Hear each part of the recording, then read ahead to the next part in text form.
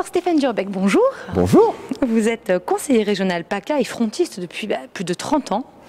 Pas 30 ans, j'avais 16 ans et demi, donc ça fait 25 ans. Voilà, je vous vieillis pour rien, je suis désolée. Non, c'est pas grave, vous savez, c'est bien, comme ça on a la sagesse, voilà. Quand on pense au Front National et qu'on vous voit vous, on a envie de se dire, qu'est-ce qu'un noir fait au Front National?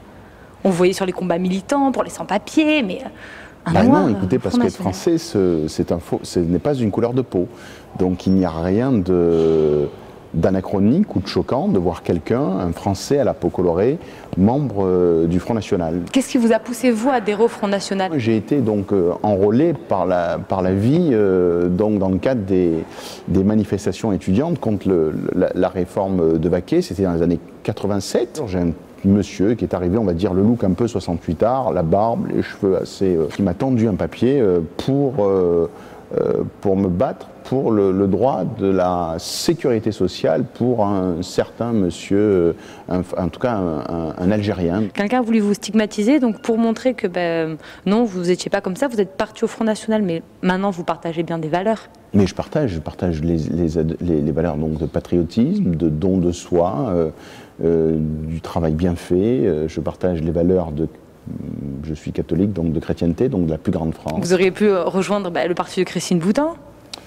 Écoutez, ce parti n'existait pas, mais néanmoins, la religion est du domaine privé et je serais très mal placé, à mon niveau, moi, de vouloir donner, en tout cas, de vouloir à mon tour faire du prosélytisme religieux. Je crois que ça, c'est de la sphère privée. Votre actualité à vous se concentre autour d'une nouvelle association donc, à Marseille qui s'appelle ART, Alliance République Éthique. Donc, expliquez-nous un petit peu quel est le but de cette association. C'est un laboratoire d'idées où nous défendons donc une conception de la plus grande France. C'est aussi la défense du bien commun, de la communauté de destin. Vous fédérez aussi vos troupes pour de prochaines échéances électorales. Vraiment, l'art n'a pas Aucune ambition de fédérer, d'avoir du monde derrière vous pour la mairie. Si. On peut dire que voilà, j'ai quitté la jeunesse politique en créant, depuis ce 1er juillet, en effet, Alliance République Éthique. Jean-Marie Le Pen est une icône au sein du Front National. Il est d'ailleurs toujours président d'honneur. Il s'est présenté plusieurs fois au présidentiel, sans jamais les gagner. Mais vous avez déclaré aussi que Jean-Marie Le Pen était votre père politique. Alors il y a une question qu'on ne peut pas s'empêcher de vous poser. Quand papa traite Daniel Cohn-Bendit de pédophile, est-ce que c'est un dérapage? Est-ce qu'il a cherché? L'incident est parti de la révélation de monsieur François Bayrou, qui a fait allusion au livre écrit par monsieur Cohn-Bendit, dans lequel il ne cache pas, en tout cas, quelques visions, en tout cas, favorables à la pédophilie.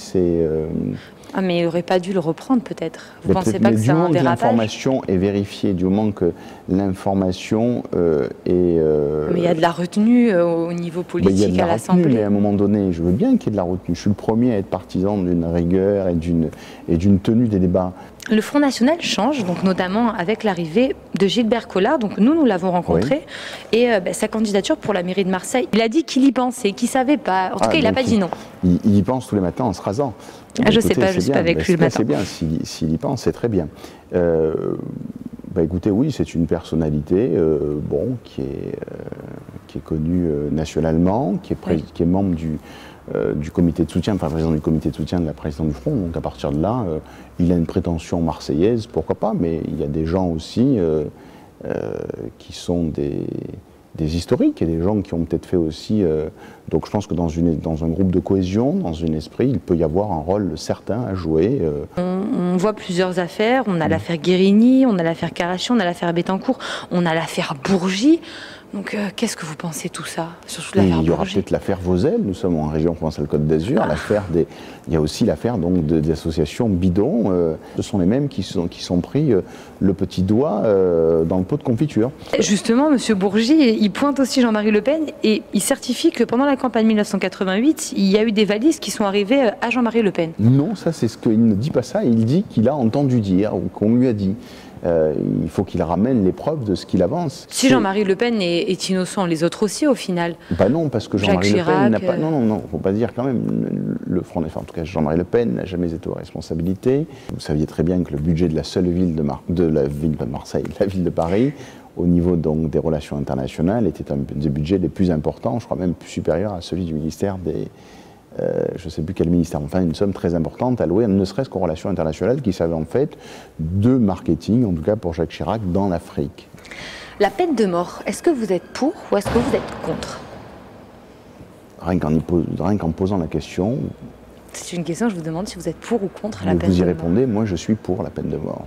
Ah, parce que c'est notamment dans le programme de Marine Le Pen. En tout cas, elle veut faire un référendum pour savoir ce que pensent les Français. Ça, c'est très démocrate. Oui, mais ça, c'est sûr. Mais au moment, on peut se demander où on a eu l'affaire Troy Davis, on n'est pas sûr de la culpabilité. La peine de mort, c'était quand même une grande avancée. On pensait ça comme une grande avancée. À Mitterrand, pourquoi remettre la peine de mort? Pour les assassins qui vivent paisiblement. Il y a la prison, il y a d'autres alternatives. On n'est pas obligé de tuer les gens. Moi, je crois que s'il y avait, en tout cas, l'alternative fin de vie, il y aurait peut-être un certain nombre de crimes qui ne se commettraient plus, notamment sur les enfants ou sur les jeunes femmes. Et enfin, dernière question, j'ai vu sur une photo, donc avec votre portrait en fait, le Obama français existe, il est au Front National. Alors qu'est-ce que ça veut dire, vu que Obama, on le considère plutôt démocrate, plutôt à gauche, vous au Front National? Écoutez, d'abord, je ne suis pas à l'origine, je précise, alors je ne sais pas qui a fait ce photomontage, mais ça m'a amusé quand j'ai vu ça. On ne s'est pas servi de notre couleur de peau pour arriver là où nous sommes. Nous sommes arrivés là où nous sommes parce que nous voulions servir notre pays et que nous étions des commis de l'État ou des commis et des enfants de la République. Voilà. C'est le point commun que vous avez avec lui. C'est le point commun. Le reste, je pense que, évidemment, le fait, pour ma part, d'avoir été le premier élu à la peau colorée, un des plus jeunes en France en 1996, voilà, donc je pense qu'il a... C'est symbolique. Voilà, mais moi, je suis à la fois un mélange de Barack Obama, on va dire, sur le physique ou sur le parcours, mais au niveau des idées, je suis plutôt McCain. D'accord. Merci beaucoup, Monsieur Durbeck.